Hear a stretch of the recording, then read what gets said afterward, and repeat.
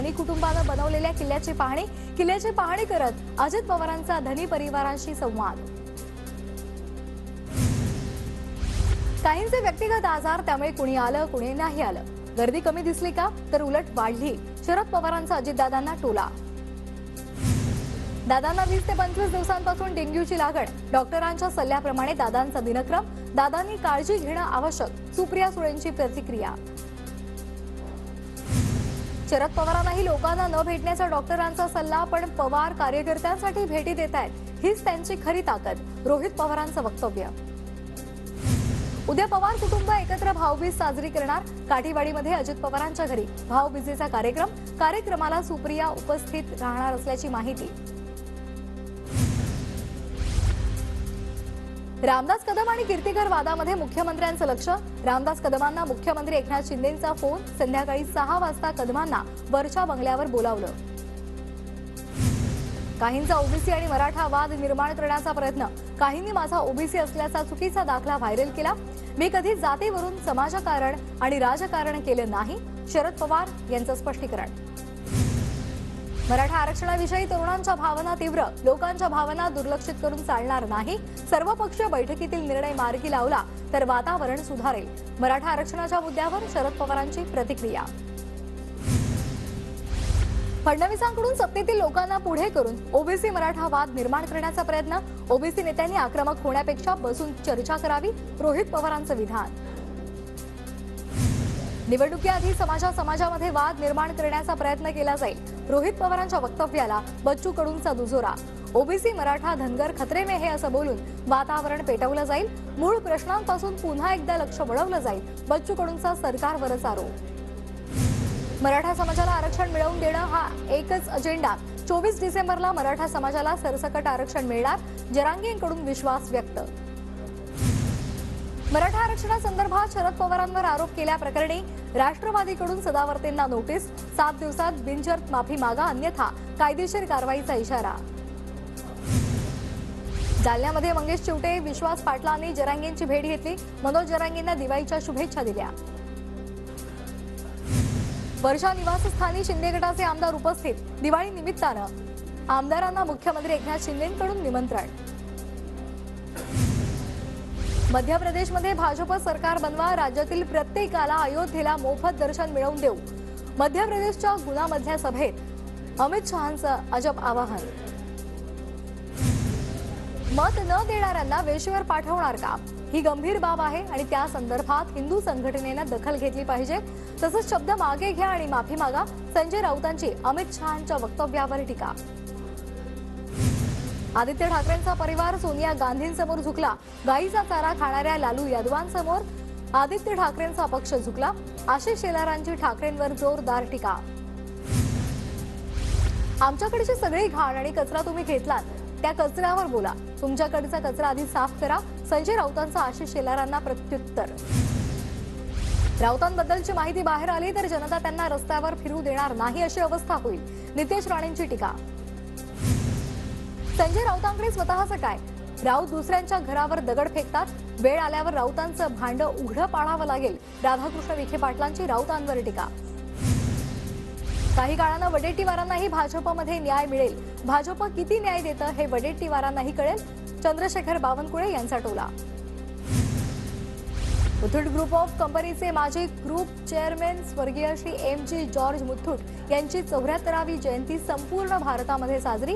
विद्यार्थ्यांना शिष्यवृत्ती, निराधारांना वैद्यकीय सेवा तसंच दिव्यांग व्यक्तींना आरोग्य सुविधांचं वाटप।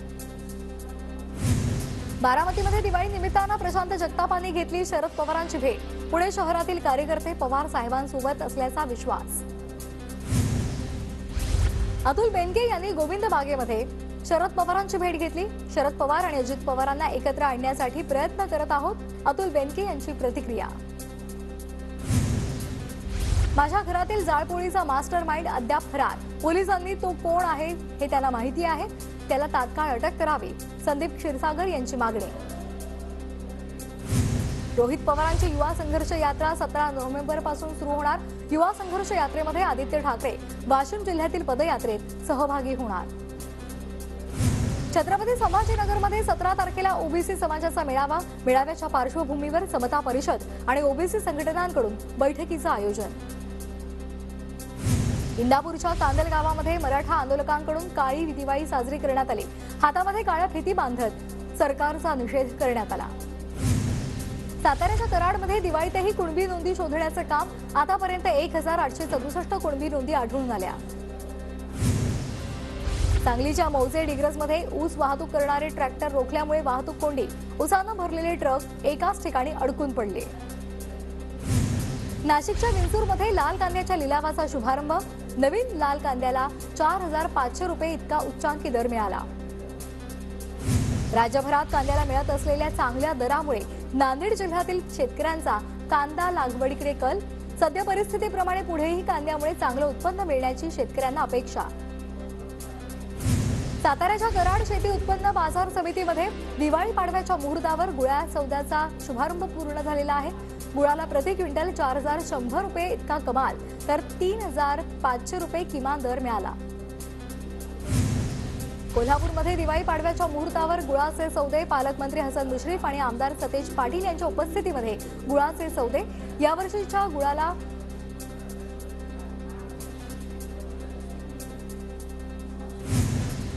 सांगलीमध्ये दिवाळी पाडव्याच्या मुहूर्तावर हळदीचे सौदे. 17001 रुपये मिळाला उच्चांकी दर. लातूरमध्ये ऊसतोड कामगारांच्या मुलासाठी हंगामी वसतिगृह सुरू करण्याची मागणी. कारखान्याजवळच शिक्षणाची सोय करावी, ऊसतोड कामगारांची मागणी. अमरावतीमध्ये समृद्धी महामार्गावर काम करणाऱ्या कंत्राटी कर्मचाऱ्यांचं काम बंद आंदोलन. दिवाळीमध्ये मानधन न दिल्यामुळे कर्मचारी आक्रमक. सोलापूरच्या माळशिरस तालुक्यातील रेडे गावात पाडव्यानिमित्तानं मेंढ्यांचं गोल रिंगण. मेंढ्यांना कुठलीही इजा होऊ नये यासाठी मेंढपाळ मेंढ्यांना घेऊन ग्रामदैवताच्या भेटीला येण्याची परंपरा. सांगलीच्या आटपाडी तालुक्यातील शेटफळे गावामध्ये दिवाळी पाडव्यानिमित्तानं रस्सीखेच स्पर्धा. गेल्या 10 वर्षांपासून पाडव्याला रस्सीखेच स्पर्धेचं आयोजन केलं जातं. नगरच्या संगमनेरमधील वृद्धाश्रमात जिगरी मित्र परिवाराकडून दिवाळी साजरी करण्यात आली. ज्येष्ठ नागरिकांना केअर किट भेट देण्यात आलं. वाशिमची बाजार समिती 5 दिवस बंद. खर्च भागवण्यासाठी खासगी व्यापाऱ्यांना कमी दरात माल विकण्याची शेतकऱ्यांवर नामुष्की. परभणीच्या गंगाखेडमधील पिंपळदरी महसूल मंडळाला दुष्काळ यादीतून वगळण्यात आलं. गावाचा दुष्काळ यादीत त्वरित समावेश करावा अन्यथा आंदोलन करू, भाजपचा इशारा.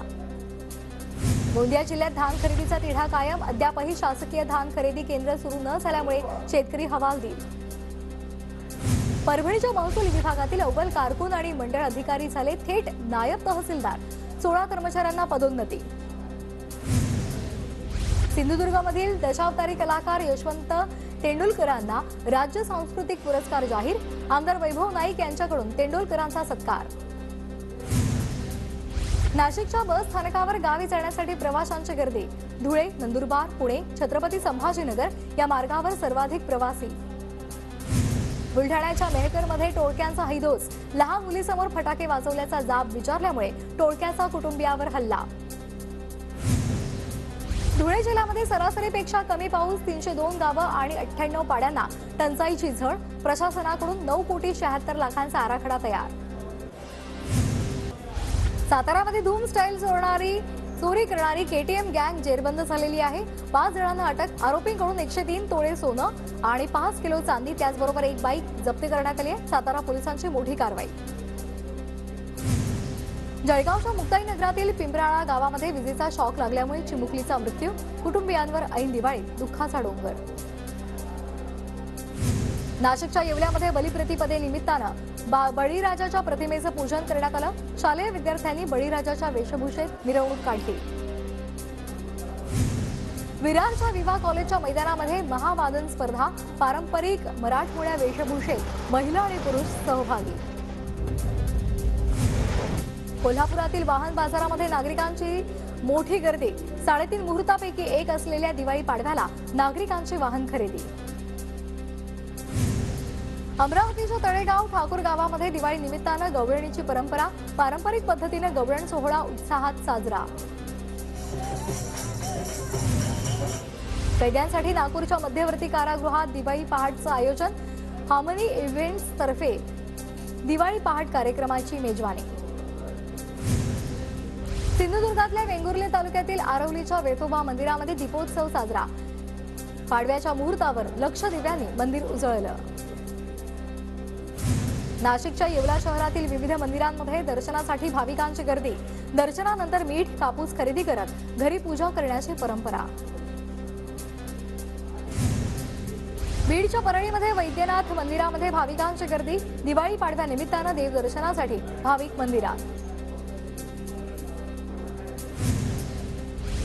दिवाळी पाडव्याच्या निमित्तानं कोल्हापुरात कसबा बावड्यामध्ये म्हशी पळवण्याची अनोखी स्पर्धा।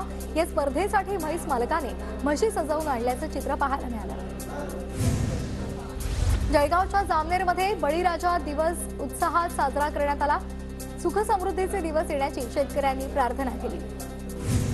सोलापूरच्या सांगोला महूद काँक्रिटीकरण रस्त्याचं भूमिपूजन खासदार रणजितसिंह नाईक निंबाळकर आणि शहाजी पाटलांनी पूजा केली। नाशिकच्या मनमाडमध्ये इंधन चोरी करणाऱ्या टोळीचा धुमाकूळ। टोळीचा बंदोबस्त करण्याची नागरिकांची मागणी। नाशिकच्या लासलगाव बाजार समितीकडून तात्पुरते शेतमाल खरेदी विक्री केंद्र सुरू। शेतकऱ्यांकडून सोयाबीन मका गहू विक्रीसाठी दाखल। भुसावळ पुणे एक्सप्रेसचं अमरावतीपर्यंत विस्तारीकरण। भुसावळवरून नाशिक कल्याण पनवेल मार्गे जाणाऱ्या एक्सप्रेसमध्ये बदल केल्यामुळे विद्यार्थ्यांची गैरसोय। लातूर शहराला पाणी पुरवठा करणाऱ्या मांजरा धरणाचा पाणीसाठा घटला। पावसाची शक्यता कमी असल्यामुळे पाणी जपून वापरण्याचं आवाहन। बीडच्या अंबाजोगाईमध्ये शेतकऱ्यांची यशस्वी ड्रॅगन फ्रूट शेती। शेतकरी अनिल बडे यांच्याकडून आधुनिक पद्धतीने 2 एकरात ड्रॅगन फ्रूटची लागवड। पुण्यातील कोरेगाव भीमा ग्रामपंचायतीसमोर दिव्यांग बांधवांचं बोंबाबोंब आंदोलन।